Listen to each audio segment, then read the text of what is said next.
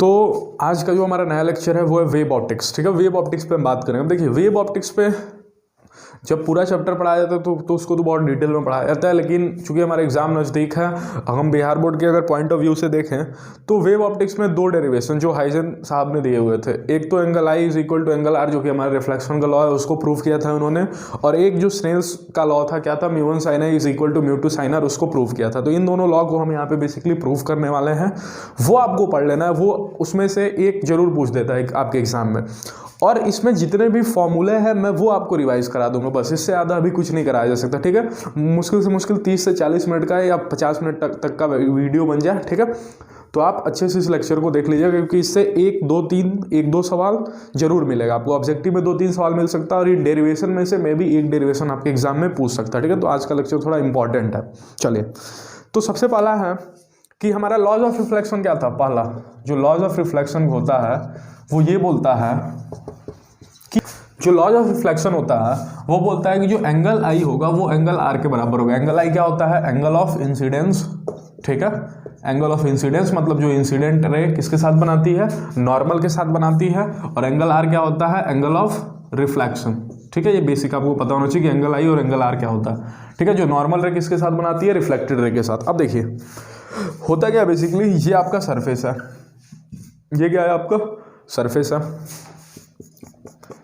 ठीक है, इससे कोई रे टकराई, ठीक, कोई रे क्या हुई, टकराई। इसको थोड़ा बेसिकली हमको थोड़ा बड़ा बनाना पड़ेगा,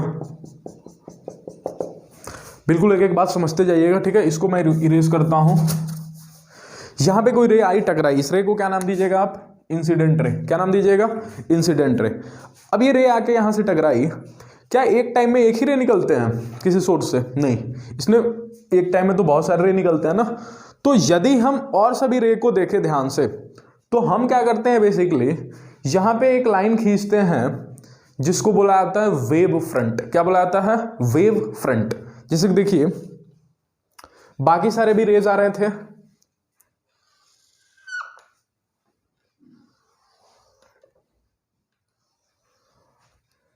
ये जो रेज हैं इस लाइन के क्या है, परपेंडिकुलर। क्या है इस लाइन के, परपेंडिकुलर। क्या है इस लाइन के, परपेंडिकुलर। सभी के सभी क्या है रेज इस लाइन के परपेंडिकुलर। ये सभी कौन से रेज हैं, इंसिडेंट रे। कौन से रे हैं, इंसिडेंट रे।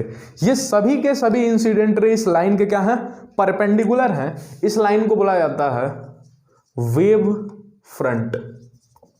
ठीक है, वेव फ्रंट आपको वेव ऑप्टिक्स पढ़ाया गया होगा तो बहुत अच्छे से पढ़ा होगा। वेव फ्रंट क्या होता है, ये कैसा ये लोकस होता है। ठीक है, ये बेसिकली लोकस होता है सारे पॉइंट्स का, उन सभी पॉइंट्स का जिनका फेज क्या होता है, सेम होता है। जैसे आपने ये इलेक्ट्रोस्टैटिक्स में पढ़ा होगा इक्विपोटेंशियल सरफेस। ठीक है ना, उसी तरीके से इक्विपोटेंशियल सरफेस पे क्या होता है कि पोटेंशियल कांस्टेंट होता है। वेव फ्रंट पे क्या होता है, फेज कांस्टेंट होता है। क्या होता है, फेज कांस्टेंट। तो ये आपने पढ़ा होगा बेसिकली अगर वेव ऑप्टिक्स पढ़ा होगा तो। ठीक है, अगर नहीं पढ़ा तो बस आपको यहाँ पे ध्यान रखना है कि ये यहाँ पे हमको काम की चीजें क्या है कि ये इंसिडेंट रे के कैसा होता है, वेव फ्रंट परपेंडिकुलर होता है। कैसा होता है, परपेंडिकुलर होता है। अब देखिए ध्यान से, अब हम बात करें तो ये वाली जो रे थी ये सरफेस के करीब थी, तो ये यहां से आई टकराई, ये तो रिफ्लेक्ट हो जाएगी। लेकिन इस रे से पूछिए, इस रे के ऊपर क्या बीतेगा, ये तो अभी टकराया ही नहीं है ना, ये तो अभी इसी रास्ते में ही है, और ये वाला ये भी अभी रास्ते में है। मतलब जो सरफेस के सबसे पास था वो तो रिफ्लेक्ट हो गया। मान जाइए ये रिफ्लेक्ट हुआ कुछ इस प्रकार से, ये क्या हो गया, रिफ्लेक्टेड रे है। अब जितने टाइम में ये अभी रिफ्लेक्ट हुआ है ये तो अभी आएगा ना, इसको थोड़ा सा स्ट्रेट बनाया जाए, क्या थोड़ा और बड़ा बन जाएगा, देखिएगा ध्यान से। ठीक है, ये वाला रे आप थोड़े से स्ट्रेट फील लीजिएगा। ठीक है, ये सीधा है बिल्कुल, ये अभी आके अब इस सरफेस पे टकराएगा। ठीक है, तो यदि हम यहां से एक परपेंडिकुलर खींचे, यहां से वेव फ्रंट ड्रॉ करें और बोले कि ये परपेंडिकुलर है, ये इसके क्या है, परपेंडिकुलर है, तो ये वाला जो वेव फ्रंट है इसको हम नाम दे देते हैं इंसिडेंट वेव फ्रंट। क्यों, क्योंकि इंसिडेंट रे को क्या है, ये इंसिडेंट रे पे ड्रॉ किया गया है ना। ठीक है, तो इसको क्या, ये इंसिडेंट रे के क्या है, परपेंडिकुलर है, तो ये इसका नाम हो गया इंसिडेंट वेव फ्रंट। इसका क्या नाम हो जाएगा, रिफ्लेक्टेड वेव फ्रंट। क्या आपको बातें समझ में आ रही है, क्या समझ में आ रही है कि ये इंसिडेंट रे था, ये वाला रे रिफ्लेक्ट हो गया, लेकिन ये वाला रे, अब इस बीच वाले की हम बात नहीं कर रहे हैं, ये वाला और ये वाला ऊपर वाले की बात कर रहे हैं। अब ये रिफ्लेक्ट हो गया, अभी तो ये आ रहा है ना रास्ते में, ठीक है। अब हमने परपेंडिकुलर खींचा। परपेंडिकुलर क्या होता है, मतलब ये वाली दूरी और ये वाली दूरी क्या होगी, बराबर। क्या समझ में आता है कि ये वाला रे जितने टाइम में यहां तक रिफ्लेक्ट हो गया है, ये वाला अब आगे टकराया है, ये वाला अब आगे टकराया है। इसकी दूरी क्या होगी, इसकी दूरी, यदि मैं इसको बोलूं, इसको क्या बोलूं, इसको बोल दूं, लेट से मान ए बोल दिया, इसको क्या बोल दिया, ए, इसको बोल दिया बी, ठीक है, इसको बोल दिया ए डैश, इसको बोल देता हूं ए डैश, और इसको बोल देता हूं बी डैश। क्या बोल दिया, बी डैश। अब ध्यान से देखें तो ए बी कितना होगा, ए बी, क्या A B is equal to लिखा जा सकता है सी इंटू टी। सी क्या होता है, वेलोसिटी ऑफ लाइट। अरे ये जो रे है किस वेलोसिटी से मूव कर रही है, सी से, ठीक है। तो कोई भी डिस्टेंस क्या होता है, वेलोसिटी इंटू टाइम। तो ये वाले जो ए बी दूरी होगी क्या होगी, सी इंटू टी। अगर आप पूछें तो ए डैश बी डैश भी कितना होगा, सी टी। क्यों, अभी भी बोला ना, जितना टाइम इसको लग रहा है यहां तक पहुंचने में, उतने टाइम में तो ये अभी यहां दूरी कवर किया है ना, तो ये दूरी और ये दूरी क्या है, आपस में बराबर है। ये दूरी क्या है, आपस में बराबर है। A B is equal to C T, और ए डैश बी भी क्या है, ए डैश बी डैश क्या है, सी टी है, ठीक है, ठीक है, ठीक है। हमने क्या किया, बेसिकली एक वेव फ्रंट ड्रॉ किया। ये कौन से रे हैं, इंसिडेंट रे। ये कौन सा रे है, ये है रिफ्लेक्टेड रे। अब इसके बाद से ये वाला रे रिफ्लेक्ट होगा अपना, उसके बाद हमको देखना नहीं है, ठीक है। लेकिन ये वाला कौन सा रे है, रिफ्लेक्टेड रे, और ये वाला भी कौन सा है, रिफ्लेक्टेड रे। अब जितने टाइम में ये वाला रे इतना दूरी ट्रेवल किया है, उतने ही टाइम में ये वाला रे अभी इतना दूरी ट्रेवल किया। ये परपेंडिकुलर ड्रॉ किया, इस परपेंडिकुलर का यही मतलब है ना कि ये वाली दूरी और ये वाली दूरी बराबर है। मतलब ये वाली रे ने जितना टाइम में ये दूरी ट्रेवल किया है, इस वाली रे ने उतने ही टाइम में ये दूरी ट्रेवल किया। मतलब कि बोला जा सकता है A B is equal to C T, कितना होगा, सी इंटू टी, क्योंकि सी क्या, वेलोसिटी ऑफ लाइट, इंटू में टाइम जो टी लगा, क्योंकि दोनों को सेम टाइम लगेगा। ए डैश बी डैश कितना हो जाएगा, सी इंटू टी। अगर ये बात आपको समझ में आई है तो हम दो ट्रायंगल यहां से कंसीडर करेंगे, ध्यान से देखिएगा।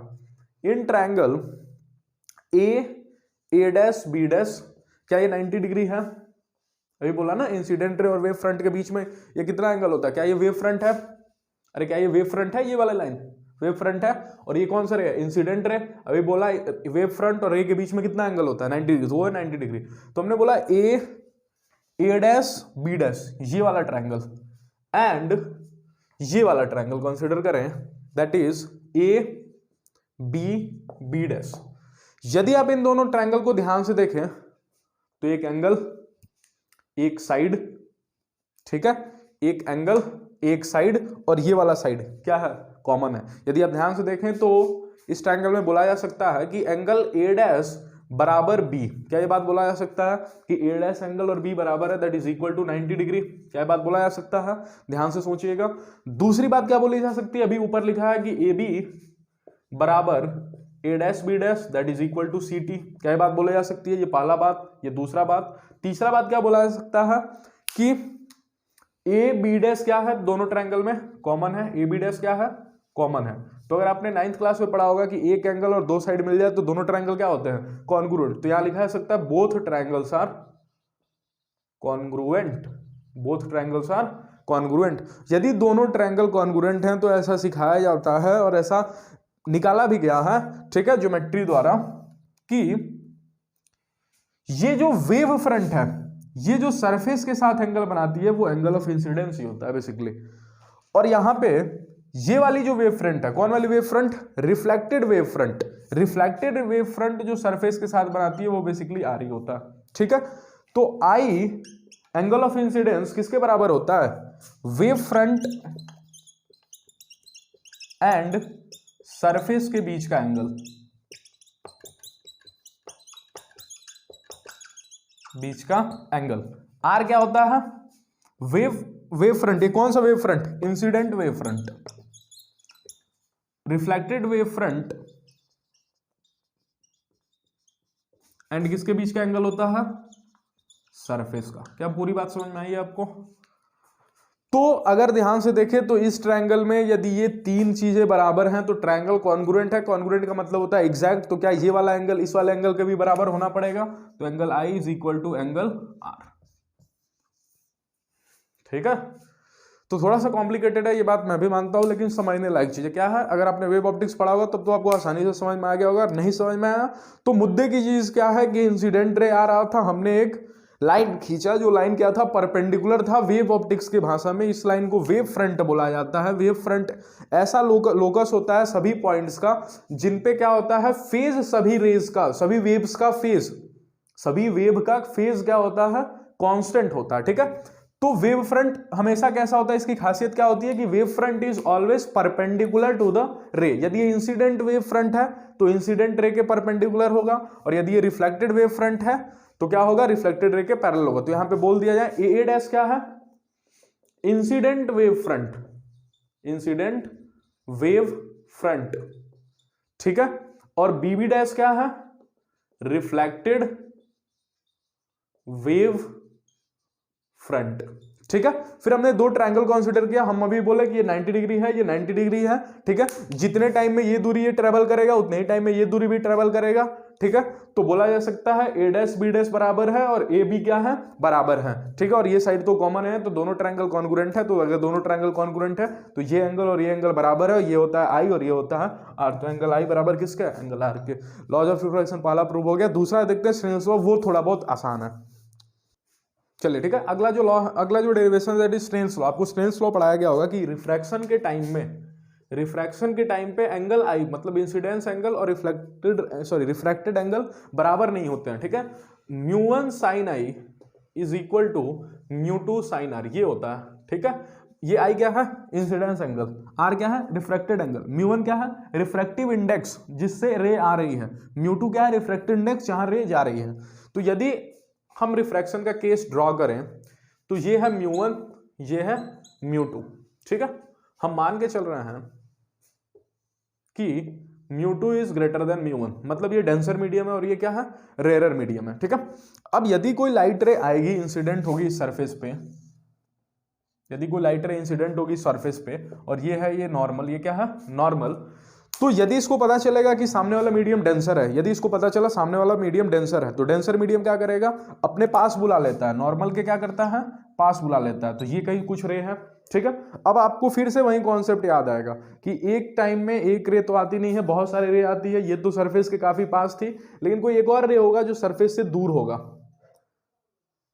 क्या वो ऐसे आएगा, क्या वो ऐसे आएगा? ठीक है, अगर वो ऐसे आएगा तो ये कौन है, ये भी कौन सा रे है, इंसिडेंट रे। अरे ये भी भैया इंसिडेंट रे है ना, ये सरफेस से थोड़ा दूर है। ठीक है, फिर से अगर आप नोटिस कीजिए ध्यान से, तो हम फिर से वेव फ्रंट ड्रॉ करने वाले हैं। ठीक है, फिर से क्या ड्रॉ करने वाले हैं, वेव फ्रंट। ये नॉर्मल है, नॉर्मल की किधर जाएगी, पास। ठीक है, नॉर्मल की किधर जाएगी, पास जाएगी, बिल्कुल। ठीक है, अब देखिए ध्यान से, अगर हम इस पे वेव फ्रंट ड्रॉ करें, बिल्कुल आराम से समझने की जरूरत है।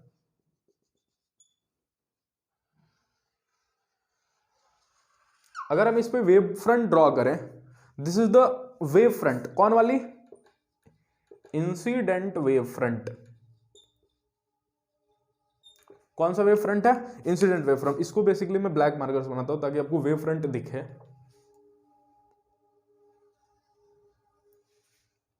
ठीक है, इसको भी ब्लैक मार्कर से बनाता हूं ताकि आपको वेव फ्रंट दिखे। ठीक है, ब्लू मार्कर से जो लाइन लिखा है वो क्या है, वेव फ्रंट। वेव फ्रंट की खासियत क्या होती है कि ये रे के हमेशा कैसा होता है, परपेंडिकुलर। तो ये भी इंसिडेंट है तो इसके भी क्या होगा, परपेंडिकुलर। ठीक है, अब ये देखिए, ये कौन सी वेव फ्रंट है, इंसिडेंट वेव फ्रंट।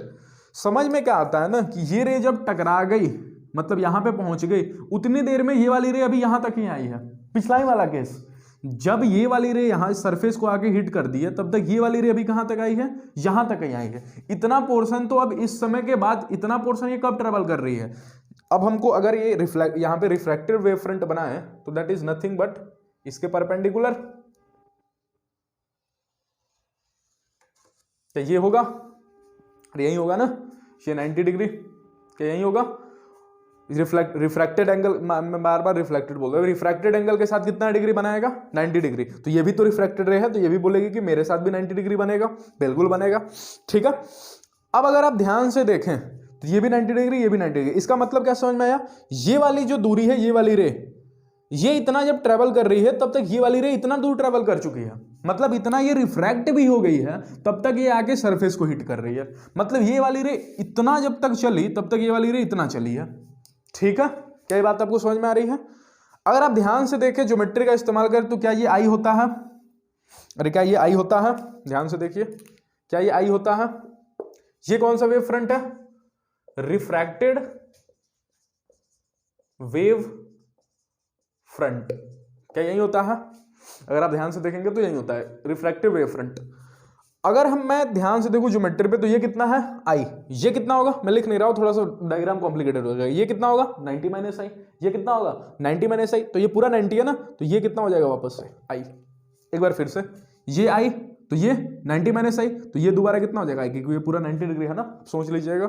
यहां पे भी देखें तो R2 क्या होता है? क्या ये R होगा? अरे क्या ये R होगा? तो क्या ये 90 माइनस आर? तो क्या ये दोबारा से R हो जाएगा, क्योंकि ये पूरा 90 डिग्री है। तो क्या आपको IR समझ में आया है? अगर आपको IR समझ में आया तो यहां फिर से आपको दो ट्रायंगल दिख रहे होंगे, लेकिन इस बार हम कॉन्ग्रुएंट नहीं करेंगे, हम साइन आई और साइन आर निकालेंगे, क्योंकि हमको प्रूफ क्या करना है? साइन और साइन आर लाना है ना दुनिया में। तो सबसे आगे साइन आई क्या होगा? अगर हम इस ट्रायंगल में देखो तो इस ट्रायंगल में साइन आई मिलेगा, और इस ट्रायंगल में देखो तो क्या मिलेगा? साइन आर मिलेगा। तो जल्दी जल्दी हम इस ट्रायंगल के नामकरण कर लेते हैं। ये बोल देते हैं A, ये बोल देते हैं B, ठीक है, ये बोल देते हैं A डैश, ये बोल देते हैं B डैश। वो आप नाम कुछ भी कर सकते हैं, यानी कि रट्टी के गए इसका नाम A ही होगा, इसका नाम A डैश होगा, वो आपके मर्जी के ऊपर। आप इसको P Q R S T कुछ भी ले, फर्क नहीं पड़ता। ठीक है, तो यदि आप इस ट्रायंगल को देखें, in triangle A B A dash, तो साइन आई क्या होगा? साइन आई ध्यान से देखिए, साइन आई क्या होगा? क्या ये 90 डिग्री? तो ये भी तो 90 डिग्री होगा ना, ठीक है, और यहाँ पे ये 90 डिग्री है, तो ये राइट ट्रायंगल है, तो साइन आई क्या होगा? परपेंडिकुलर अपॉन में हाइपोटेनस होता है। परपेंडिकुलर क्या है? ये A डैश B, हाइपोटेनस क्या है?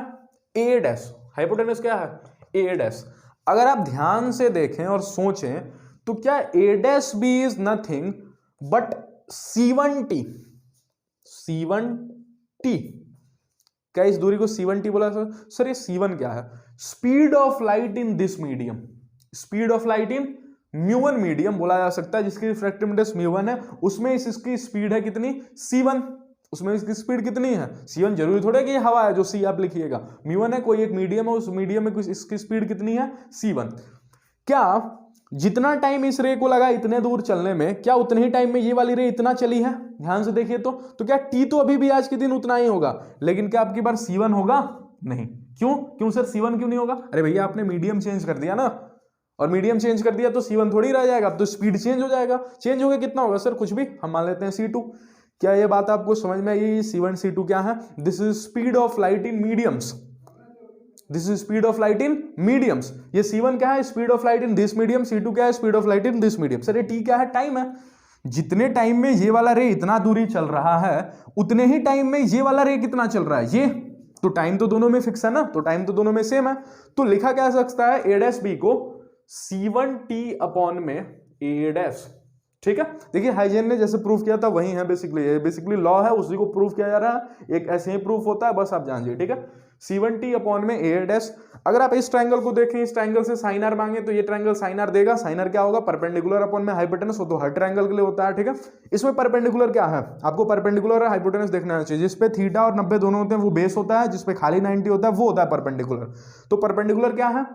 AB डैश अपॉन में हाइपोटेनस क्या है? A dash. ध्यान से देखिएगा ट्रायंगल को तो दिख जाएगा। ठीक है ना, फिगर थोड़ा सा आप अच्छे से ड्रॉ कीजिएगा, 2-3 पेन का इस्तेमाल कीजिएगा, बिल्कुल अच्छे से समझ में आएगा। ठीक है ना, पिछला वाला थोड़ा सा मैं मान सकता हूं कि थोड़ा सा टफ था, लेकिन ये बिल्कुल आसान है, ये बिल्कुल आसान है। AB डैश क्या होगा? C2T लिखा हुआ है, C2T अपॉन में A डैश। अब एक बच्चे को नया रहा सर ये पहला इक्वेशन ये दूसरा इक्वेशन बोल दें तो ये A डैश एलिमिनेट हो सकता है। मैंने बोला बिल्कुल हो सकता है। कैसे, किस दिन होगा A डैश एलिमिनेट? उसने बोला सर दोनों को डिवाइड कर दीजिए आप। मैंने बोला ठीक है, चलिए उस बच्चे की बात मानी जाए और साइन आई अपॉन में साइन आर कर दिया। जिससे फायदा क्या होगा सर? ये और ये कैंसिल आउट हो जाएगा। क्या साइन आई लिखा जाएगा C1T अपॉन में दिस? आपको मैं दिखा देता हूं, C1T अपॉन में A dash divided by sine R क्या लिखा जाएगा? C2T अपॉन में A डैश। क्या A डैश और A डैश कैंसिल हो जाएगा? क्या हो जाएगा? C1T अपॉन में C2T। क्या T से T भी कैंसिल हो जाएगा? तो साइन आई अपॉन में साइन आर कितना आ गया? C1 अपॉन में C2। सर हमको तो म्यू1 म्यू2 चाहिए, आप तो C1 C2 ला दिए, कैसे क्या किया जाए? सुनिए, अगर आपके हाथों में C1 C2 है तो μ1 μ2 लाना कौन सी बड़ी बात है। μ1 क्या होता है, यहां पे मैं लिख रहा हूं इस बॉक्स में, μ1 क्या होता है, this is refractive index of the medium first.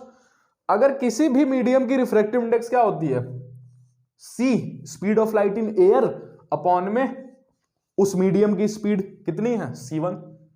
किसी भी मीडियम का रिफ्रैक्टिव इंडेक्स क्या होता है, speed of light in air upon में speed of light in that medium, मतलब c अपॉन में c1। μ2 क्या होगा, c अपॉन में उस मीडियम में speed of light, that is c2। कितना माने हैं हम, c2 माने हैं ना, तो c अपॉन में कितना हो गया c2। अगर यहां से हम c1 c2 को रिप्लेस करें तो क्या c1 हो सकता है, c1 क्या हो सकता है, c अपॉन में μ1। ध्यान से देखिए, क्या c अपॉन में μ1 लिखा जा सकता है, अपॉन में c2 क्या लिखा जा सकता है c2, क्या c अपॉन में μ2। ध्यान से देखिएगा तो c और c कैंसिल हो गए, ध्यान से देखिएगा तो c और c कैंसिल हो गए। यहां पे मैं लिख रहा हूं, कहां पे लिखूं, यहां पे बॉक्स बना के लिख रहा हूं, आप अच्छे से नोट कर लीजिएगा। क्या यह है sin i अपॉन में sin r is equal to nothing, but ये μ2 ऊपर चला जाएगा तो हो जाएगा μ2 अपॉन में μ1। क्या यही होगा, तो क्या यहां से तो अब आ ही गया μ1 sin i is equal to μ2 sin r। ठीक है, जैसा बोला था कि ये थोड़ा लिटिल बिट क्या है, इजी है। बस हमने क्या किया, एक बार अगर मैं रिवाइज कर रहा हूं तो हमने बस वेव फ्रंट ड्रॉ किए हैं। क्या ड्रॉ किए हैं, वेव फ्रंट। आप तो एक्चुअल रिफ्लेक्टेड रे सब चीज बनाइए, उसके बाद वेव फ्रंट ड्रॉ कीजिए। ये आई कैसे हुआ, ये आर कैसे हुआ, ये भी मैंने एक्सप्लेन कर दिया कि ये आई तो ये कितना होगा 90 माइनस आई, क्योंकि ये परपेंडिकुलर है ना, और अगर ये 90 माइनस आई तो ये पूरा 90 है तो ये कितना हो जाएगा आई। सिमिलरली ये भी आर, ये वाला एंगल कितना है आर, ये पूरा 90 है तो ये कितना हो जाएगा 90 माइनस आर, और ये पूरा 90 है तो ये क्या हो जाएगा आर। अब देखिए आई इस ट्रायंगल में पाया जा रहा है और आर इस ट्रायंगल में, तो हमने साइन आई साइन आर लिख दिया। फिर हमको पता चला नीचे वाला एलिमिनेट हो जाएगा, नीचे वाला क्या हो जाएगा कैंसिल। एक कॉन्सेप्ट क्या था, ये दूरी कैसे निकाले, तो दूरी क्या होती है स्पीड इंटू टाइम।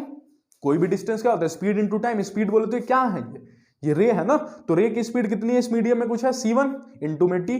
अब ये कॉन्सेप्ट क्या था कि दोनों t क्यों लिए, इसलिए क्योंकि ये वेव फ्रंट क्या बताता है, वेव फ्रंट बताता है कि ये दूरी और ये परपेंडिकुलर है, वेव फ्रंट रे के परपेंडिकुलर होती है। और परपेंडिकुलर मतलब क्या होता है कि ये दूरी और ये दूरी बराबर है, ये दूरी और ये दूरी क्या है बराबर है, मतलब जितना टाइम इसको ये दूरी कवर करने में लग रहा है उतना ही टाइम ये दूरी कवर करने में लग रहा है। ठीक है, चलिए तो c1t अपॉन में c2t, चलिए नोट कर लीजिए इसको।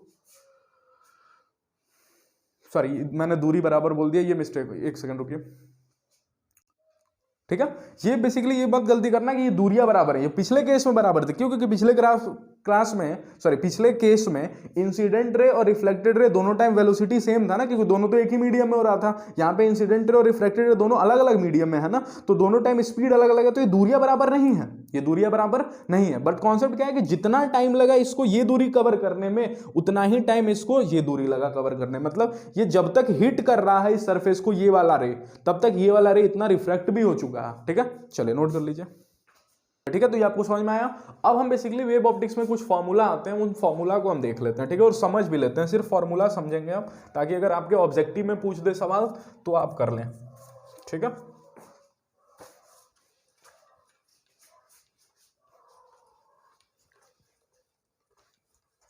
चलिए देखिए इधर, तो वेव ऑप्टिक्स में जितने भी फॉर्मूला, ये दो डेरिवेशन आपके काम के हैं। ठीक है, आप इसको बार बार प्ले करके सुन लीजिएगा, समझ लीजिएगा। नहीं समझ में आया इन केस, ठीक है, तो आपके पास एक ही उपाय है, क्या याद कर लीजिएगा। ठीक है, formula chart in wave optics.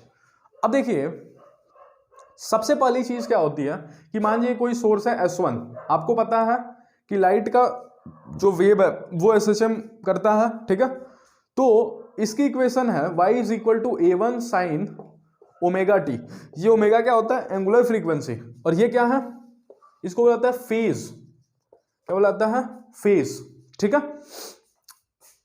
ये सोर्स है जो SHM कर रहा है, उसकी इक्वेशन है a2 sine omega T plus five.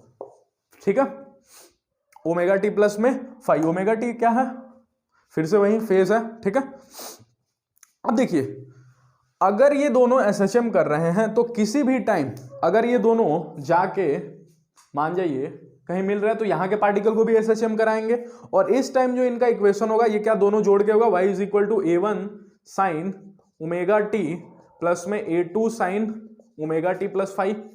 क्या यही होगा, यदि आप दोनों को जोड़ दे तो इसको ओपन कीजिएगा तो कैसे कीजिएगा, इधर देखिए ये हो गया a sign omega T plus में इसको ओपन कीजिएगा तो कैसे कीजिएगा, साइन ए प्लस बी का फॉर्मूला क्या होता है मेरे हिसाब से, तो A2 साइन ए प्लस बी का फॉर्मूला आपको याद है, साइन ए प्लस बी का फॉर्मूला होता है साइन ए इंटू कॉस बी प्लस में cos A into sine B. तो साइन ए क्या है, साइन ओमेगा टी, इंटू में कॉस बी क्या है, कॉस फाई, प्लस में कॉस ए क्या है, कॉस ए देखिए क्या है, कॉस ए क्या है ओमेगा टी, इंटू में साइन बी क्या है, साइन फाई। क्या यही है?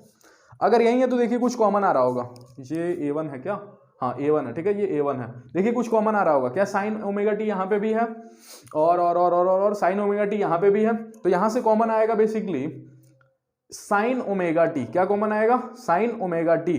अंदर ही अंदर क्या हो जाएगा, A1 प्लस में A2 कॉस फाई, ध्यान से देखिएगा यही होगा, A1 प्लस में A2 कॉस फाई, प्लस में यहां से क्या हो जाएगा, यहां से हो जाएगा, यहां पे बेसिकली A2 होना चाहिए, मैं मिस्टेक कर रहा हूं, हाँ यहां पे A2 होगा, ठीक है, क्योंकि A2 की गुणा इससे भी तो होगी ना कॉस से, तो ये होगा basically A2 sine phi cos omega T. ठीक है, अब आपको मैथ्स में सिखाया जाता है बेसिकली कि यदि कभी भी A साइन थीटा, ठीक है, A साइन थीटा प्लस में B कॉस थीटा हो तो इसको लिखा जाता है अंडर द रूट में, एक सेकेंड, इसको लिखा जाता है अंडर रूट में A square plus B square sine theta upon में अल्फा। ये रूट यहीं तक है, ठीक है ना, sine theta, sorry theta upon में अल्फा बोल रहा हूं, साइन थीटा प्लस में अल्फा। अल्फा क्या होता है, थीटा तो यही वाला थीटा है जो यहां पे है, यहां पे थीटा क्या बोलिए, क्या ये थीटा है, और क्या ये पूरी चीज साइन थीटा के सामने बगल में है, कोफिशिएंट है, तो क्या इसको ए बोला जा सकता है, क्या ये कॉस थीटा के बगल में, तो क्या इसको बी बोला जा सकता है। ध्यान से देखिएगा, तो अगर आप देखें थीटा प्लस में अल्फा क्या होता है basically, tan inverse B by A, यही होता है अल्फा। ठीक है, तो अगर आप इसको इस फॉर्म में लिखें तो कैसे लिखिएगा, अंडर रूट में A square plus B square, A क्या है ये, इसका स्क्वायर क्या होगा A1 स्क्वायर प्लस में A2 square cos square phi plus में 2A1 A2 कॉस फाई, अरे A प्लस बी का होल स्क्वायर जस्ट किया, ठीक है ना, प्लस में इसका स्क्वायर कितना हो जाएगा A2 square sine square phi. डरने की जरूरत नहीं है, ठीक है ना, बिल्कुल डरने की जरूरत नहीं, क्यों, क्योंकि देखिए A2 square cos square phi, A2 square sine square phi क्या हो जाएगा 1, क्यों, साइन स्क्वायर थीटा प्लस में कॉस स्क्वायर थीटा क्या होता है 1, और A2 स्क्वायर कॉमन आके क्या हो जाएगा A2 square is equal to में, सॉरी इनटू में साइन थीटा, थीटा क्या है ओमेगा टी, प्लस में अल्फा क्या है, अल्फा है tan इनवर्स, अल्फा ही लिख देता हूं एक टाइम के लिए, क्या लिख देता हूं, अल्फा ही लिख देता हूं।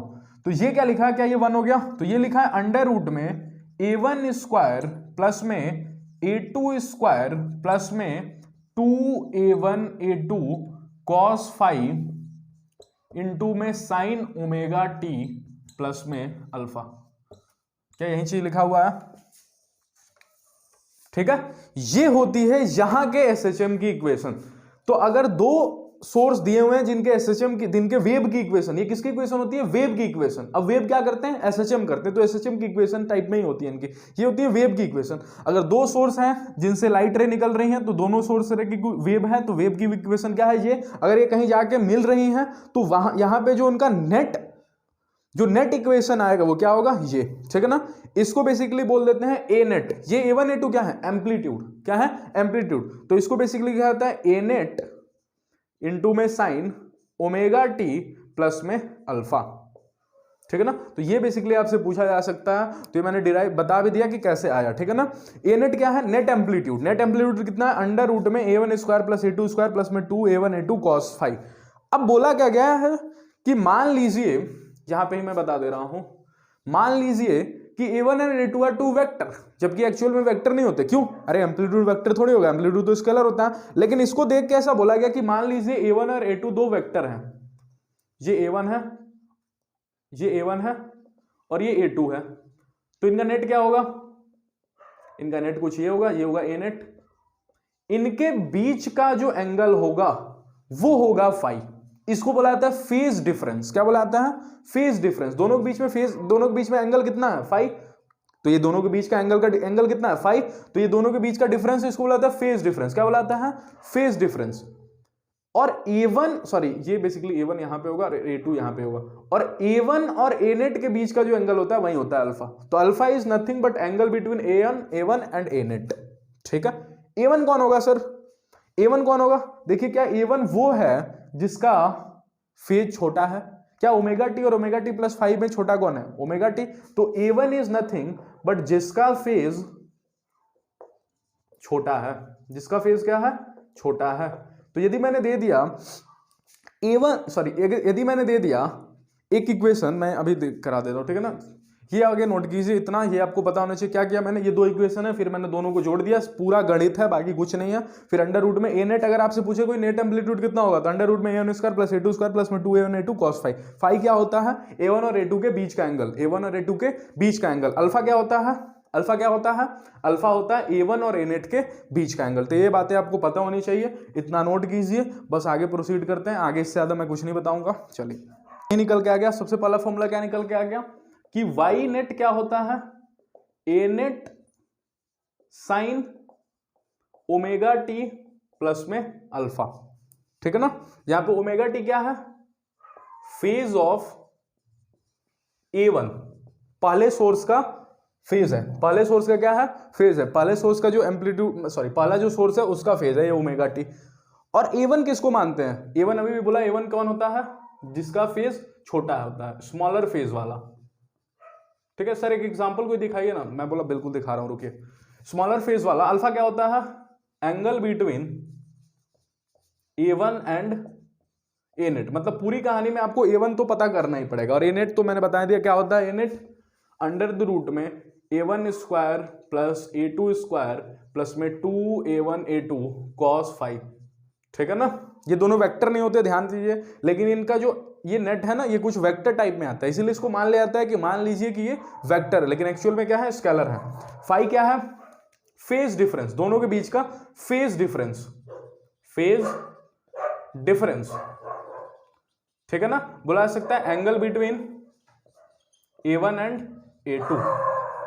ठीक है ना, angle between A1 and A2। अब देखिए एक एग्जांपल दिखाता हूं आपको। एग्जांपल है जैसे कि दो सोर्स हैं, एक का इक्वेशन है 4 sign omega T plus 30 degree. ठीक है, एक है ये y1 है, ये y2 है। इसका इक्वेशन है 3 साइन ओमेगा टी प्लस में एक मिनट मुझे क्वेश्चन देख लेंगे, 120 डिग्री। ठीक है ना, कितना है? 120 डिग्री। आपको बताना है वाई नेट कितना होगा। आपको क्या बताना है? वाई नेट कितना होगा। तो वाई नेट का फॉर्मूला ऊपर देखिए लिखा हुआ है ए नेट। ए नेट बोले तो क्या होगा? अंडर रूट में A1 स्क्वायर। अब आपको बताना पड़ेगा A1 A2 कौन होंगे। तो मैंने क्या बोला? जिसका फेज छोटा।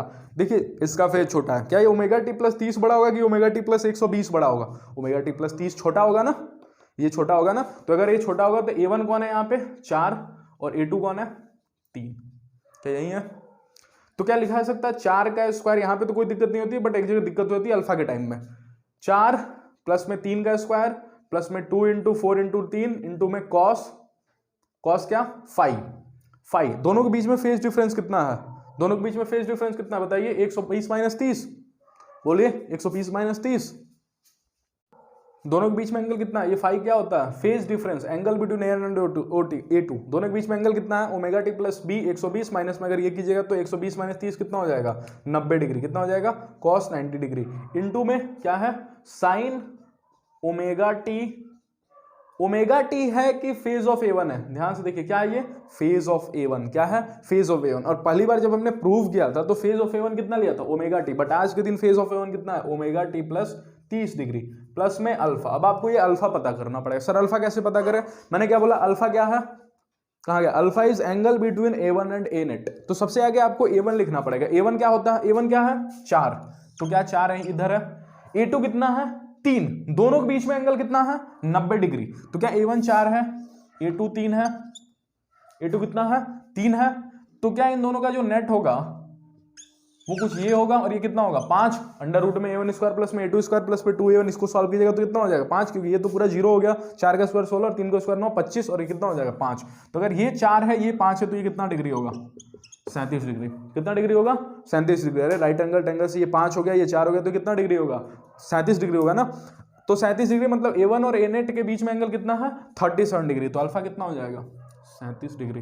ये बात समझ में आया? तो एक एग्जांपल से मैंने आपको समझा भी दिया, ठीक है ना। चलिए आगे बढ़ते हैं। ये बेसिकली अब देखिए अल्फा, अब कुछ बच्चों के मन में कंफ्यूजन है, सर्कल को A1 और A2 के बीच में आजकल आज पहले वाले के इस केस में तो 90 डिग्री आया, इस वाले एग्जांपल में तो आपने तो कर दिया, लेकिन कल को अगर 90 डिग्री ना है तो एक फॉर्मूला दिया जाता है बेसिकली tan अल्फा के नाम पे। tan अल्फा जो होता है वो होता है A2 sin फाई, फाई तो आपको पता चल जाएगा ना दोनों के बीच का एंगल, तो A2 sin फाई अपॉन में A1 plus A2 cos phi.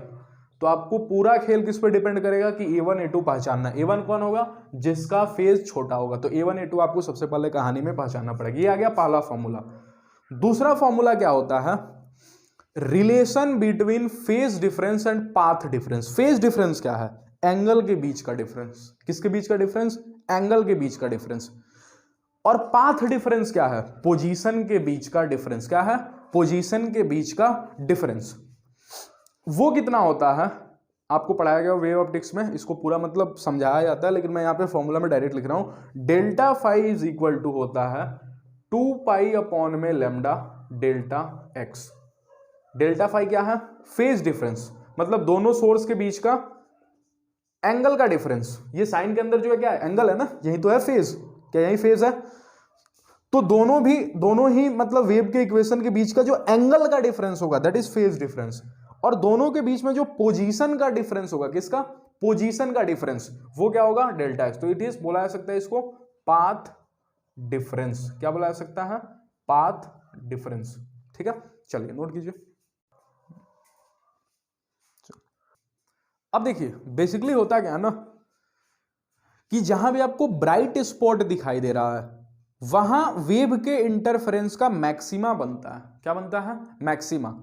देखिए मैं आपको दिखाता हूं, ये लैम्डा क्या है, ये लैम्डा तो मैंने बताया नहीं, ये क्या होता है वेव लेंथ। ठीक है, अब बेसिकली जो इंटेंसिटी होता है, ये तो A नेट क्या हो गया, ये A नेट क्या हो गया, नेट एम्पलीट्यूड कितना होगा A1 स्क्वायर प्लस में A2 स्क्वायर। ये काम कब होता है, जब दो वेव आपस में जिस टाइम मिलती हैं, जब दो वेव मिलती है ना उसको बुलाते हैं इंटरफेरेंस ऑफ वेव। क्या बुलाता है, इंटरफेरेंस ऑफ वेव। तो जब इंटरफेरेंस ऑफ वेव होता है तो उस टाइम वेव की इक्वेशन क्या होती है, A net sign omega T plus में अल्फा। A नेट एम्पलीट्यूड कैसे निकाला जाता है, अंडर रूट में A1 square plus A2 square plus में 2A1 A2 cos फाई, जहां A1 क्या होता है जिसका फेज छोटा हो और बचा हुआ A2 हो गया। फाई क्या होता है, दोनों के बीच का एंगल का डिफरेंस। जैसे एग्जांपल में कराया था 30 प्लस में 120 का डिफरेंस कितना था 90, और ये कहां गया, इसके आगे sign omega T. Omega T तो आपको ओमेगा टी क्या है, फेज ऑफ A1। ठीक है, जो A1 का फेज होगा, मतलब जो A1 के अंदर जो साइन के अंदर जो एंगल लिखा होगा वही है ये।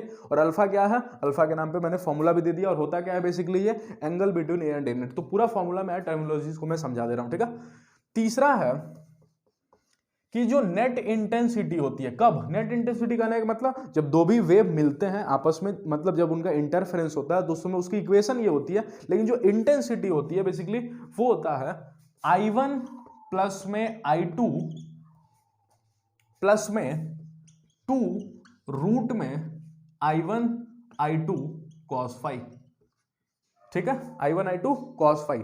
ये बेसिकली कैसे आता है, बेसिकली जो इंटेंसिटी होता है वो डायरेक्टली प्रोपोर्शनल होता है एम्पलीट्यूड के स्क्वायर के। तो आप यहां से देख सकते हैं, ठीक ना। एम्पलीट्यूड क्या है, एम्पलीट्यूड के क्या होता है, स्क्वायर के डायरेक्टली प्रोपोर्शनल होता है। तो intensity directly proportional to amplitude का स्क्वायर, आप ऐसे याद रख सकते हैं। तो ये क्या हो गया I1 प्लस में I2 प्लस में 2 रूट में I1 I2 cos फाई। अब सोचिए अगर कल को इंटेंसिटी मैक्सिमम हुई तो उस समय क्या दिखाई देगा आपको, ब्राइट स्पॉट। ठीक है, मतलब क्या दिखाई देगा आपको, ब्राइट स्पॉट। और अगर कल को इंटेंसिटी बिल्कुल मिनिमम हुई तो उस समय आपको क्या दिखाई देगा, डार्क स्पॉट। क्या दिखाई देगा, तो सुनिए मैं क्या लिख रहा हूं, व्हेन इंटेंसिटी मतलब I नेट विल बी, पहला केस है, will be maximum, then bright spot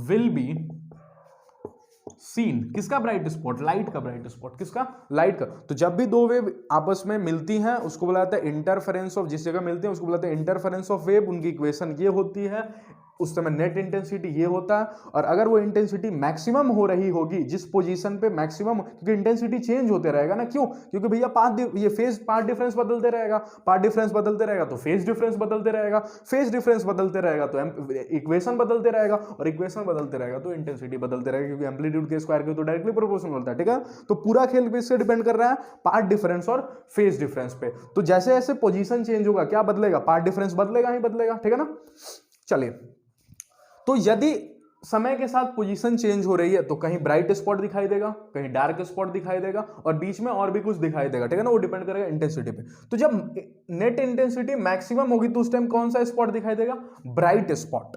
इसको बोला जाता है मैक्सिमा। क्या बोला जाता है, मैक्सिमा। क्या बोला जाता है, मैक्सिमा। और इस टाइम जो इंटरफेरेंस हो रहा होता है उसको बोलते हैं कंस्ट्रक्टिव इंटरफेरेंस। क्या बोलते हैं, कंस्ट्रक्टिव इंटरफेरेंस। समझ में आया? ठीक है, ये होगा कब, सोचिए ये मैक्सिमम कब होगा। क्या I1 I2 चेंज होने वाला चीज है? नहीं, ये I1 I2 तो नहीं चेंज होगा ना, ये तो इस सोर्स पे डिपेंड करता है। क्या ये फाई चेंज होने से पूरा खेल किस पे डिपेंड कर रहा है, अभी बोला ना, डेल्टा एक्स पे, और डेल्टा एक्स किस पे डिपेंड कर रहा है, डेल्टा फाई पे। तो क्या ये cos फाई जब मैक्सिमम होगा तभी तो ये I नेट मैक्सिमम होगा। तो बोला जा सकता है this will be maximum when cos phi will be maximum. क्या बात बोला जा सकता है? और अगर आपने मैथ्स में पढ़ा होगा तो cos फाई की मैक्सिमम वैल्यू कितनी होती है, 1। cos फाई की मैक्सिमम वैल्यू कितनी होती है, 1। और अगर आप ध्यान से देखें तो cos फाई की मैक्सिमम वैल्यू 1 कब होती है, फाई इज इक्वल टू कितना पे, कितना पे होती है। ठीक है, मैं बेसिकली यहाँ पे फाई ना लिख के डेल्टा फाई लिखता हूँ यहाँ पे, ताकि फेज डिफरेंस मतलब डेल्टा फाई नजर आए, कॉस डेल्टा फाई। ठीक है, तो यहाँ पे डेल्टा फाई, तो डेल्टा फाई क्या हो जाएगा यहाँ पे, कॉस डेल्टा फाई 1 कब होता है, मैथ्स में आपको सिखाया होगा 2n पाई पे। किस पे, 2n पाई पे। तो जब जब फेज का डिफरेंस 2n पाई हो रहा होगा, 2 पाई n क्या है, n हो सकता है 0 1 2 3 ऐसे ऐसे करते, मतलब जब जब फेज डिफरेंस पहली बार कब आएगा ब्राइट स्पॉट, 0 पे। दूसरी बार फेज डिफरेंस कितने पे आएगा, 2 पाई पे। तीसरी बार जब दोनों सोर्स के बीच में फेज डिफरेंस होगा 3 पाई तब आएगा। चौथी बार 4 पाई। ऐसे ऐसे आप n की वैल्यू रखते जाइएगा। अगर पाथ डिफरेंस के टर्म में मैक्सिमा रिलेट करें तो बस डेल्टा फाई की जगह वैल्यू रखिए। डेल्टा फाई की जगह क्या रखेंगे, 2 pi by lambda into delta x is equal to 2n pi. क्या ही रख सकता है, ध्यान से देखिए तो 2 पाई से 2 पाई कैंसिल हो गया। डेल्टा एक्स यहां से क्या हो गया, कहा गया, हाँ, डेल्टा एक्स यहां से कितना हो गया, delta x is equal to n lambda. कितना आ गया, delta x is equal to n lambda. मजे की बात क्या है कि जब जब दोनों के बीच पाथ डिफरेंस एन लैम्डा हो रहा होगा तब तब हमको क्या दिखाई देगा, ब्राइट स्पॉट मतलब मैक्सिमा। क्या दिखाई दे रहा होगा, मैक्सिमा। क्या दिखाई दे रहा होगा, मैक्सिमा। मतलब पहली बार मैक्सिमा कब दिखाई देगा, 0 पे। मतलब 0 पे या दोनों के बीच का जब पार्ट डिफरेंस 0 होगा, दोनों के बीच में जब पार्ट डिफरेंस 0 होगा तब आपको पहली बार ब्राइट स्पॉट दिखाई देगा, और उस समय फेज डिफरेंस भी कितना होगा, 0। दूसरी बार में कब दिखाई देगा, जब दोनों के बीच में फेज डिफरेंस कितना होगा, लैम्डा। लैम्डा क्या है, वेवलेंथ। दूसरी बार में कब दिखाई देगा, 2 लैम्डा पे, फिर 3 लैम्डा पे, फिर 4 लैम्डा पे। नोट कीजिए इसको, फिर आगे प्रोसीड करते हैं। मिनिमम वाला केस।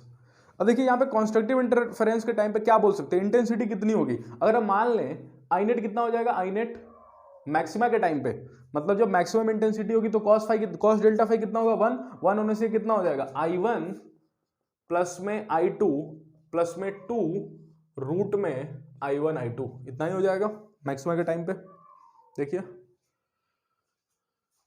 ठीक है, चलिए इतना ही हो जाएगा।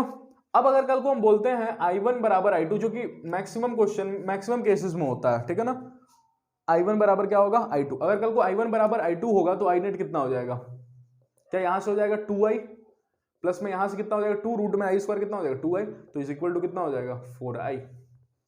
मतलब मैक्सिमम इंटेंसिटी कितनी होगी, 4i। कितनी होगी, 4i। और मिनिमम कितनी होगी, 0।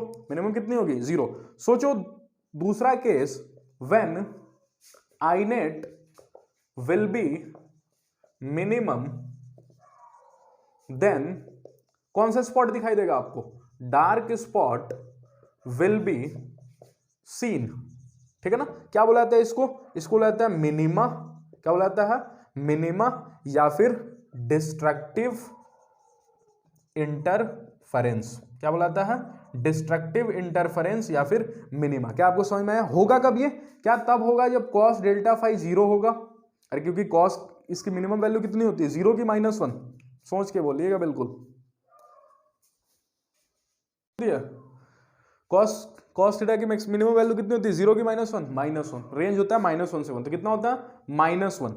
अगर आपने मैथ्स में पढ़ा होगा तो ये कॉस डेल्टा फाइव माइनस कम होता है जब डेल्टा फाइव होता है 2n, कितना होता है 2n प्लस में 1 पाई, ऑड पाई पे होता है -1, ऑड पाई पे क्या होता है -1, मैथ्स में पढ़ाया जाता है ये। तो यहां से जब जब डेल्टा फाइव, जब जब दोनों के बीच का फेज डिफरेंस ऑड पाई हो रहा होगा, तब तब हमको क्या दिखाई दे रहा होगा, डार्क स्पॉट, मतलब मिनिमा या फिर डिस्ट्रक्टिव इंटरफेरेंस हो रहा होगा, ठीक है। फेज पार्ट डिफरेंस के टर्म में बोलो तो इसको क्या लिखा सकता है, 2 पाई बाई लैम्डा इंटू में delta x is equal to 2n plus में 1 पाई। क्या पाई से पाई कैंसिल आउट हो गया? क्या डेल्टा एक्स लिखा है 2n प्लस में 1 अपॉन में 2 इंटू में लैम्डा, क्या लिखा है, क्या लिखा है, सोच लीजिएगा, ठीक है। डेल्टा एक्स क्या लिखा है 2n, तो इसको और अच्छे से लिखा सकता है 2n प्लस में 1 लैम्डा बाई 2, ठीक है। तो ये आपका होमवर्क है कि आप ये पता कीजिए कि पहली बार मैक्सिमा कब होगा, n की वैल्यू 0 रखिए, दूसरी बार कब होगा n इज इक्वल टू 1 रखिए, तीसरी बार कब होगा n इज इक्वल टू 2 रखिए। उसी तरह आपको पता करना है कि पहला बार मिनिमा कब होगा, पहला बार मिनिमा कब होगा, n की वैल्यू कितनी होगी 0, पहला बार मिनिमा कब होगा लैम्डा बाई 2 पे, कितना होगा, दूसरी बार मिनिमा कब होगा, n की जगह 2 रखिए, 2 2 4 4 1 5 लैम्डा बाई 2 पे। तो ये आपका काम है कि आप पहला बार मैक्सिमा कब होगा, दूसरा बार मैक्सिमा कब होगा, ये आप निकालिएगा, ठीक है। हमने आपको बता दिया कि डिस्ट्रक्टिव इंटरफेरेंस पे आई नेट कितना होगा, सोचो ये -1 हो गया, ये कितना हो गया -1, तो ये 2i, ये कितना हो गया 2i और ये हो गया -2i, तो कितना हो जाएगा 0। तो इस टाइम नेट इंटेंसिटी कितनी होगी 0, कितनी होगी। तो हमने आपको पूरा कंस्ट्रक्टिव इंटरफेरेंस और डिस्ट्रक्टिव इंटरफेरेंस शॉर्ट में बता दिया। कंस्ट्रक्टिव इंटरफेरेंस क्या होता है, जब भी दो वेव मिलते हैं और इंटेंसिटी मैक्सिमम हो रही होती है, मैक्सिमम इंटेंसिटी हो रही होती है, तो उस टाइम क्या दिखता है आपको, ब्राइट स्पॉट, उसको बोलता है मैक्सिमा, और उस इंटरफेरेंस को बोलता है कंस्ट्रक्टिव इंटरफेरेंस। कब कब हो रहा होता है, जब जब फेज डिफरेंस 2n पाई हो रहा होता है, और जब जब पाथ डिफरेंस कितना हो रहा होता है n लैम्डा, कितना पाथ डिफरेंस कितना n लैम्डा। और मिनिमा कब होगा, जब जब इंटेंसिटी मिनिमम होगी, मिनिमम होती है cos डेल्टा फाइव जब -1 होगा, और डेल्टा फाइव उस टाइम क्या होता है ऑड पाई, तो 2 pi by lambda into delta x, 2n plus 1 पाई हो गया, पाई से पाई कैंसिल हो गया, मतलब जब जब पाथ डिफरेंस आपको 2n प्लस 1 लैम्डा बाई 2 होगा, तब तब आपको डार्क स्पॉट नजर आने वाला है। नोट कीजिए जल्दी से। अब आपने यंग्स डबल स्लिट एक्सपेरिमेंट तो नाम सुना भी होगा और उम्मीद है पढ़ा भी होगा, ठीक है ना। अगर नहीं पढ़ा है तो मैं उसको शॉर्ट में थोड़ा बहुत बता देता हूं, उसको तो पूरा डिराइव कराऊंगा नहीं, उतना टाइम तो अभी है नहीं आपके पास, ठीक है। तो आप बिल्कुल शॉर्ट में थोड़ा बहुत रिवाइज कर सकते हैं चीजों को। देखिए कैसे यंग्स ने क्या किया कि दो सोर्स लिए, ठीक है, मतलब ये सोर्स तो एक ही लिया, सोर्स कितना लिया, एक ही लिया, और दो उसने स्लिट बनाए, दो क्या बनाए, स्लिट बनाए। देखिए एक सेकंड, थोड़ा पानी, ठीक है। ये बेसिकली दो S1 है और S2 है। इस S1 S2 को बोला जाता है कोहेरेंट सोर्सेस। कोहेरेंट सोर्सेस क्या होते हैं, जिनका सब चीज सेम हो, फ्रीक्वेंसी एम्पलीट्यूड सब चीज सेम हो, ठीक है ना। ऐसा पॉसिबल नहीं होता, ऐसा एक दो सोर्स जिनके सब चीज सेम हो, मतलब पावर वगैरह सब चीज सेम हो, उसकी एम्पलीट्यूड फ्रीक्वेंसी जरूरी नहीं है सेम होगा, ठीक है ना। तो दुनिया में कोहेरेंट सोर्सेस पाए ही नहीं जाते हैं। तो यंग्स ने क्या किया, एक ही सोर्स से लाइट गिराया, एक कोई सोर्स था, और यहां पे दो स्लिट रख दिए, दो स्लिट, ठीक है ना। दो इसमें क्या हुआ, इस कार्डबोर्ड को मतलब कार्डबोर्ड टाइप में रखा, जिसको कट कर दिया, ये आप डिटेल में खूब अच्छे से पढ़ते हैं, ठीक है ना। यहां पे कट कर दिया, तो जो अब दो लाइट रे क्रिएट, अब यहां से कितनी लाइट रे क्रिएट हो गई, दो, कितनी क्रिएट हो गई, दो, कितनी क्रिएट हो गए, दो। तो यहां से दो क्रिएट हो गए, तो ये खुद एक सोर्स की तरह काम करने लगे। तो S1 और S2 बेसिकली, आप बेसिकली जानिए क्या है, ये कोहेरेंट सोर्सेज हैं। ज्यादा अगर मैं डिटेल में जाऊं तो वीडियो लंबा हो जाएगा। S1 और S2 क्या है, कोहेरेंट सोर्सेज हैं। अब देखिए इनके बीच की कुछ दूरी थी, इसको बोला गया स्मॉल डी। क्या बोला गया, स्मॉल डी। ये स्क्रीन है, ये क्या है, स्क्रीन, ये स्क्रीन है। सोर्स से स्क्रीन की जो दूरी है उसको बोला गया कैपिटल डी। क्या बोला गया, कैपिटल डी। और बोला गया इस टाइम में जो डेल्टा एक्स होता है, मतलब जो पाथ डिफरेंस होता है, that is nothing but d sine theta. कितना होता है, d sine theta. Delta x कितना होता है, डी साइन थीटा। और डेल्टा एक्स कितना होता है, डी साइन थीटा। और मैक्सिमा कब आता है, मैक्सिमा आने के लिए जब जब delta x d n d lambda by d, जब जब ये आता है तब तब आपको मैक्सिमा आता है। एन क्या है वही 0 1 2 3, डी क्या है सोर्स और स्क्रीन के बीच की दूरी, लैम्डा क्या है वेवलेंथ, और डी क्या है इन दोनों सोर्स के बीच की दूरी। तो मैक्सिमा जब जब delta x n d lambda by d आता है, ठीक है, और मिनिमा कब आता है जब जब delta x 2n+1 D lambda by d आता है, ठीक है, जब जब डेल्टा एक्स क्या आता है D 2n+1 D lambda by D, इतना आता है, ठीक है ना। तो ये आपको बेसिकली अभी तो याद करना पड़ेगा कि मैक्सिमा की क्या कंडीशन होती है, जब जब delta x n d lambda by d आता है, n d lambda by d, और ये 2n+1 D lambda by D, तब तब क्या आता है मिनिमा आता है। अब ध्यान से सोचिए फर्स्ट मैक्स, ये दूरी कहां से होती है y से, कहां से होती है ये दूरी होती है नहीं, दोनों के बीच का फेज डिफरेंस होता है, दोनों सोर्स के बीच में फेज डिफरेंस होता है। अब सोचिए फर्स्ट मैक्सिमा कब आ रहा होगा, जब डेल्टा एक्स क्या हो रहा होगा, first maxima when delta x is equal to क्या हो रहा होगा, डेल्टा एक्स क्या डी लैम्डा बाई डी, क्या हो रहा होगा डी लैम्डा बाई, एन की वैल्यू 1 रख दी। सेकंड मैक्सिमा के लिए डेल्टा एक्स क्या होगा, एन की 2 रख दीजिए, 2 डी लैम्डा बाई डी, क्या इतनी होगी, ठीक है। अब यदि हम दोनों को घटा दें, मतलब सेकंड मैक्सिमा माइनस में फर्स्ट मैक्सिमा, तो कितना होगा वो घटाइए, 2d lambda by D minus में कितना होगा d लैम्डा बाई डी। इसको रिप्रेजेंट किया जाता है बीटा से, और इसको बोला जाता है फ्रिंज विड्थ। क्या बोला जाता है fringe width. It is nothing but the difference between two successive maximas. क्या बोला मैंने, लिख दे रहा हूं, it is the difference between two successive maximas, मतलब दो सक्सेसिव मैक्सिमा, मतलब पहला और उसके बाद दूसरा, इन दोनों के बीच के फेज डिफरेंस के बीच का जो डिफरेंस होता है उसको क्या बोला जाता है फ्रिंज विड्थ, ठीक है ना।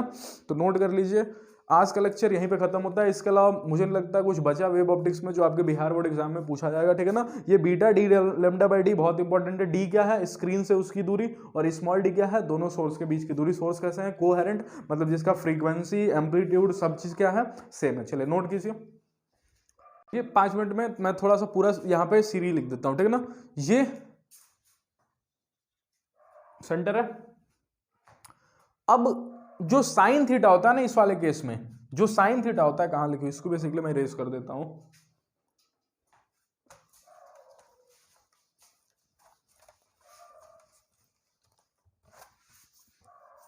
तो गैप जो होता है दो सक्सेसिव मैक्सिमा के बीच में, वो क्या होता है fringe width.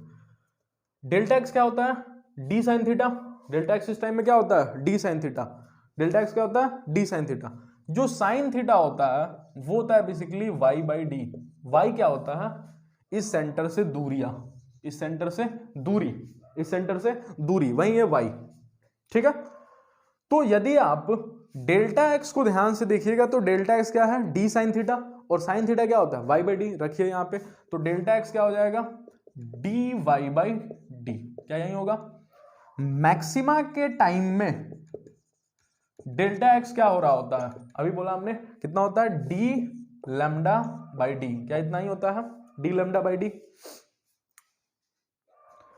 Sorry D lambda by D तो अभी आएगा। ये डेल्टा एक्स कितना होता है एन लैम्डा। कितना होता है एन लैम्डा। अरे अभी पिछला वाला केस में प्रूव किया था ना, डेल्टा एक्स कितना होता है एन लैम्डा। ये बेसिकली आया कहां से, इसका पिछला वाला जो लिखवाया था ना वो आया कहां से वो बता रहा हूं। सोचा कि बता दो थोड़ा बहुत, 8-10 मिनट बचा हुआ था। तो डेल्टा एक्स कितना हुआ एन लैम्डा।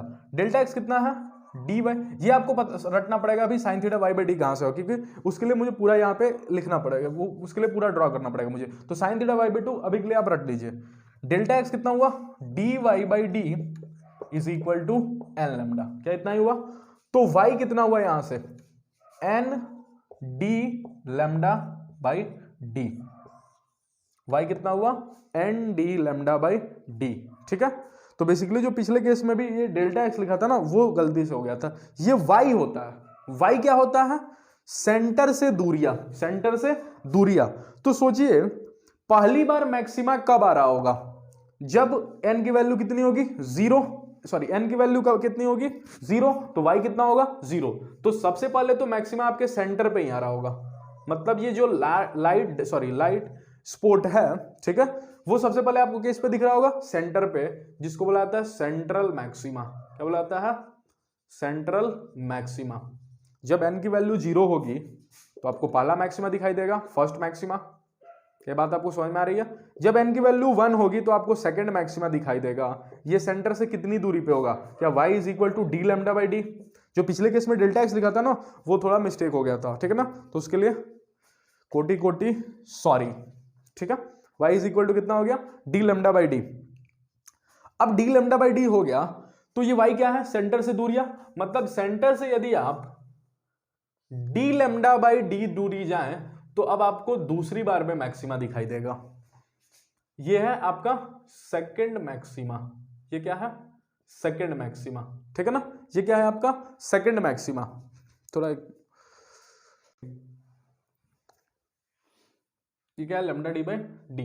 अब बेसिकली क्या होता है ना, इसको सेंट्रल मैक्सिमा बोलते हैं अपन, तो इसको सेकंड ना बोल के फर्स्ट मैक्सिमा बोल दिया जाता है। क्या बोल दिया जाता है, फर्स्ट मैक्सिमा, क्योंकि n इज इक्वल टू 0 पे जो मैक्सिमा आ रहा था वो तो सेंटर पे आ रहा था ना, क्योंकि y की वैल्यू कितनी हो जाएगी 0, y इज इक्वल टू 0 मतलब सेंटर पे, तो इसको बोला गया सेंट्रल मैक्सिमा। तो पहले वाला क्या बोला गया, फर्स्ट मैक्सिमा। सोचिए सेकंड मैक्सिमा कब आएगा, सेंटर से कितनी दूरी पे, n इज इक्वल टू 0 रखिए, y इज इक्वल टू क्या आएगा 2d लैम्डा बाई डी। तो यहाँ पे कितना हो जाएगा 2d लैम्डा बाई डी। क्या इतनी हो जाएगा, इतना ही हो जाएगा। दोनों के बीच का गैप देखिए कितना होगा, दोनों के बीच का गैप तो वही होगा बीटा फ्रिंज विड्थ, कितना हो जाएगा, दोनों को घटा दीजिए, हो जाएगा डी लैम्डा बाई डी। तो it is the difference between two successive maxima, ठीक है ना। चलिए नोट कीजिए, इसी के साथ हमारा चैप्टर खत्म होता है, ठीक है। आप पढ़ते रहिए इसी के लिए ऐसे ही। और फिजिक्स में हमने पूरा डेरिवेशन आपका कंप्लीट करा दिया है आपको, geometrical optics, wave optics, electrostatics, current electricity, capacitance. तो आप फिजिक्स में थोड़ा बहुत मेहनत करते रहे, फिलहाल आपका पेपर फिजिक्स का ही है। तो बेस्ट ऑफ लक आपके एग्जाम के लिए, ठीक है, पढ़ाई करते रहें, best of luck, thank you.